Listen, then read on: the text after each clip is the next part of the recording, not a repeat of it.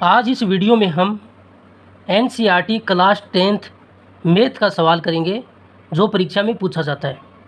निम्नलिखित बंटन एक मोहल्ले के बच्चों के दैनिक जेब खर्च दर्शाता है। माध्य जेब खर्च 18 रुपये है। लुप्त बारंबारता f ज्ञात कीजिए।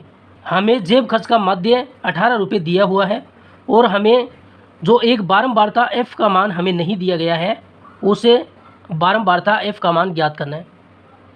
तो माध्य दिया है तो इसका समांतर माध्य हम निकालते हैं, वैसे करेंगे। इन आंकड़ों की सबसे पहले हम सारणी बनाएंगे और माध्य ज्ञात करने का फॉर्मूला लगाएंगे, उससे हम इस बारंबारता को ज्ञात कर लेंगे। सबसे पहले हमें इसकी सारणी बनानी है। सारणी किस तरीके से बनेगी? यहाँ पर हमें दिया है दैनिक जेब भत्ता रुपये में, इसका वर्ग अंतराल हमें दिया है वो लिखना है। यहाँ पर हमें दिया है दैनिक जेब भत्ता रुपयों में।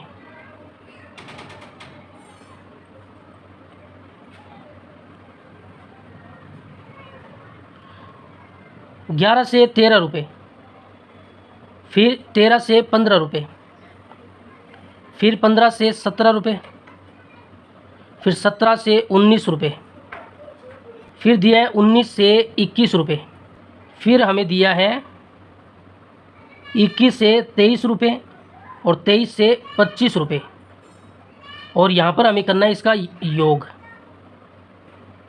फिर हमें दिया बच्चों की संख्या। 11 से 13 रुपये जो जेब भत्ता है उनमें बच्चों की संख्या 7 है, तो ये इसकी बारंबारता होगी। बच्चों की संख्या, बच्चों की संख्या ये बारंबारता FI से डिनोट की जाती है। 11 से 13 के वर्ग अंतराल में कितनी है? 7 बच्चों की संख्या। फिर 13 से 15 के वर्ग अंतराल में 6, फिर 9, फिर 13 और उसके बाद में है F। इसी F का मान हमें निकालना है। 19 से 21 वर्ग अंतराल में बारंबारता कितनी होगी, यानी बच्चों की संख्या कितनी होगी, उसका मान हमें निकालना है।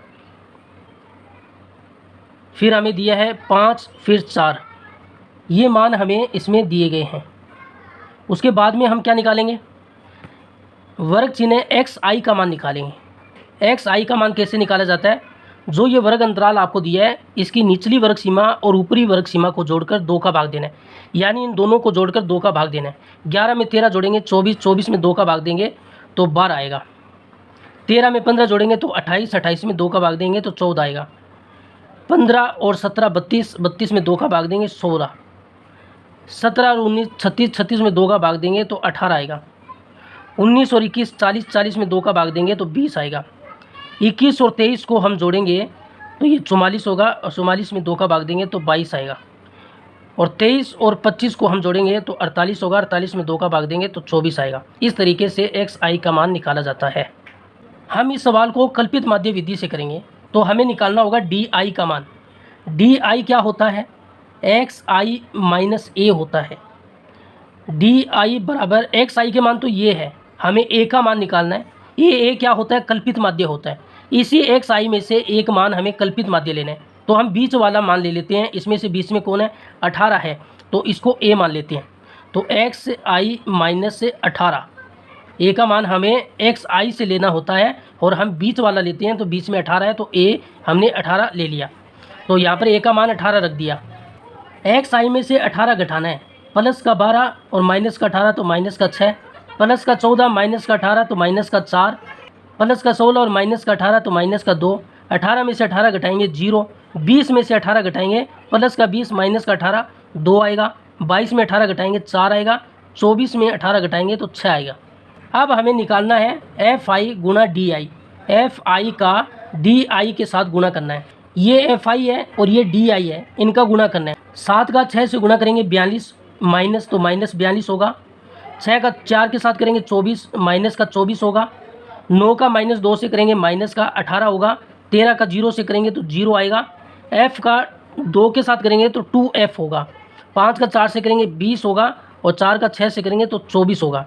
अब हमें FI को जोड़ना है। जोड़ के लिए सिग्मा लगाया जाता है FI। इनका टोटल करेंगे, पहले इन संख्याओं को जोड़ लीजिए, फिर इनके साथ F को जोड़ना है। 5 4 9, 9 3 12, 12 10 22, 22 9 31, 31 6 37, 37 7 44, 44 में F जोड़ना है। 44 प्लस F, और इधर हमें इनको जोड़ना है sigma F I D I. पहले माइनस वाले जोड़ लीजिए फिर प्लस वाले। पहले ये 2f है, 2f को लिख लेते हैं। ये देखो 20 और 24 कितने हो गए 44, माइनस के 42 तो प्लस के 2, माइनस के 24 तो माइनस के 22, माइनस के 22 और माइनस के 18 माइनस के 40, 2f माइनस 40 इसका जोड़ होगा। हमने इसका कल्पित माध्य कितना माना था 18 माना था, उसको लिख लेते हैं कल्पित माध्य ए। कल्पित माध्य ए हमने कितना माना था 18 माना था। हमें कल्पित माध्य विधि से इसका माध्य निकालना है। कल्पित माध्य विधि से इसका माध्य हम निकालेंगे x बार, माध्य को x बार से दर्शाया जाता है। तो कल्पित माध्य विधि से माध्य का फॉर्मूला है a plus sigma F I D I और बटा में सिग्मा एफ आई, ये फॉर्मूला होता है कल्पित माध्य विधि का।